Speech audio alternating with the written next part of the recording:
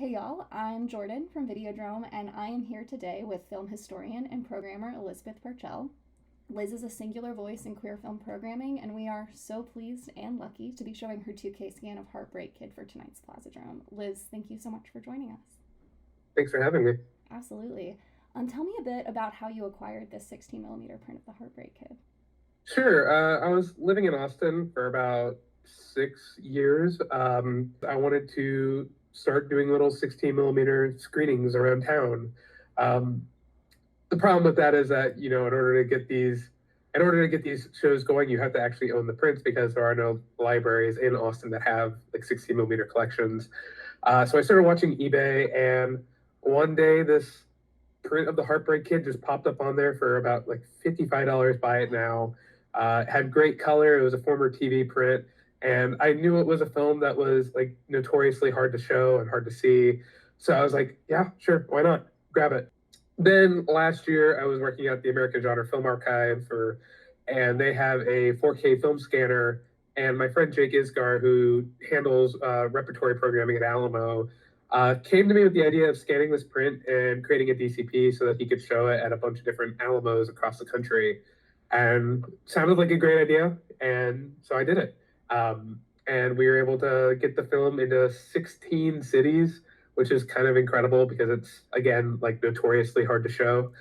And it's been really cool to reach out to other theaters and get this film back on screens again. So, what was the process for clearing the theatrical rights for this film like? The film is still owned by Bristol Myers Squibb. I don't think they have any issues with like licensing screenings to venues. The big problem with this film is that there's no HD digital master, and prints of it are exceptionally scarce. There's a 35 millimeter print at the BFI in London.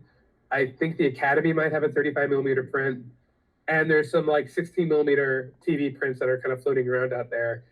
So if a venue wanted to show it, they would have to clear the rights from BMS and then fly in a print from London or fly in a print from somewhere else, which is extremely expensive.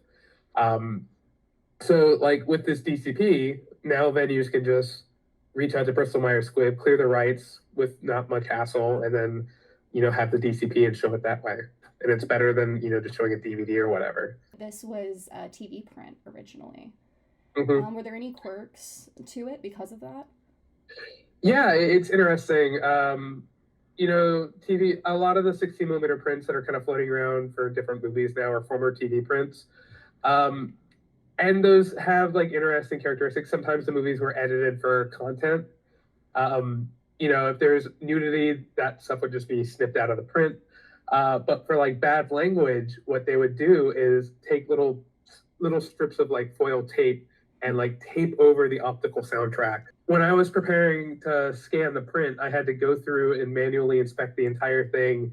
And there's, I think, like 6 or 7 uses of the word "God damn it" in the film. So I had to find each of those and peel off the little piece of tape covering it up on the soundtrack so that it was uncensored. Thankfully, there was like no nudity or anything like that was cut out. But it was just the soundtrack was a little too spicy for TV, so I had to fix it back up. Well, we like spice, so we'll take it. So I see that recently you found a print of Maya Daren's Meshes of the Afternoon on Craigslist, of all places. What is your weirdest or most prized find? I would say the biggest discovery, and like I hate the word like discovery because I'm not the one actually like finding these films, is this little movie called Sex Demon, which is a gay porn ripoff of The Exorcist that was made in 1975. That was never released on home video, and all prints of it had kind of just like vanished over the years. And I randomly connected with this film collector based out of Astoria, Queens, and he had bought this huge collection of film from like a lab that had closed, and he thought it was just be like horror movies and TV shows, and he wasn't expecting there to be like a huge collection of gay porn in there. So I was visiting New York for a screening and went over to his place and picked up like something like 40 or 50 16 millimeter features from him, including Sex Demon, which my friends at Vinegar Syndrome scanned for me, and we created a DCP, and that played in a bunch of different cities. And now is out on Blu-ray this month through AGFA, my former employer. But I'm excited for people to see it, and it comes with 2 other lost films that I kind of helped bring back. So I was wondering, do you have like a white whale of lost or missing media? oh geez. It's a big question.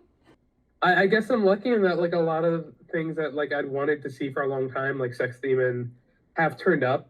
I will say, I guess the interesting thing about the idea of like a lost film is that the actual film rarely ever actually lives up to what you build up in your head. Sex Demon was one of the very few that I've been like involved with that actually has lived up to like what I thought it was going to be. Um, the generic one, of course, is Him, which is the one of the gay porn Jesus movies. Oh my God. The original ads say, "Have you ever wondered about his, like capital letter, his sex life?"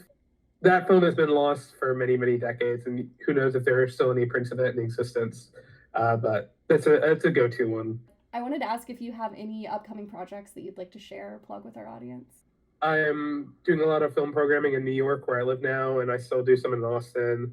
Um, Working on starting my own distribution company, so maybe some of those films will be coming to Atlanta in the future. I have a series that I do in New York called Cruising the Movies, which is tied into a podcast that I do with my partner, KJ Shepard.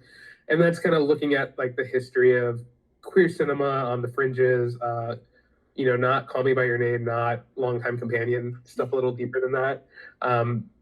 That's tied into a series that we do at IFC Center in the Village in Manhattan, but it is also a podcast that you can listen to on your own and follow along. Thank you again for the work that you've done to enable this film to be seen finally. This has been so great. Thank you so much. No, thank you. Yeah, now without further ado, please enjoy Elaine May's The Heartbreak Kid.